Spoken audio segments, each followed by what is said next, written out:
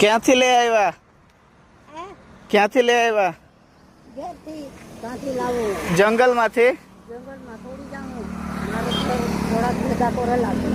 બરાબર. ઘરેથી ભેગા કરેલા છે તે છે? ઘરેથી ભેગા કરેલા છે. કેટલાનું વેચવાનું છે? હે? 120?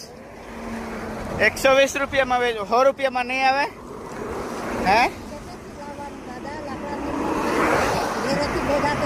દૂરથી લાવવાનું, લાકડા નથી મળતા.